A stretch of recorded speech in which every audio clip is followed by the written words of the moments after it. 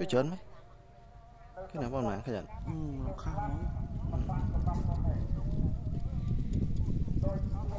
ច្រើនតើដូចចៃលើក្បាលយើងចឹងអីបើសិនយើងមើលនៅផ្នែកធម្មតាមើលឃើញនេះមេវាតានេះអាធំនេះពីពីងអានោះពួកបោពីពីងក្រហមយើងហ្នឹង Spider Meat ហ្នឹងគេហៅ Spider Meat ណាធំសាប់ប្រិយថាហ្នឹងចំយ៉ាងនេះធំទៅពេលយើងស៊ូមមកអញ្ចឹងมันច្បាស់ហ្មងមេវាយ៉ាងអាចមើលឃើញនឹងភ្នែកតែកូនទូចៗនេះវាបែកចេញណានេះ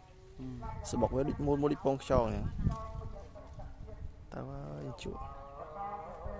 ហើយដល់ពេលយើងមើលពីក្រៅវិញមើលឃើញអីទេមើលពីក្រៅធម្មតាបើគាត់ថាស្លឹកវាស្អាតវាសផេះមើលបណ្ឌិតណាមើលឃើញណាក្នុងភ្នែកឃើញនេះអញ្ចឹង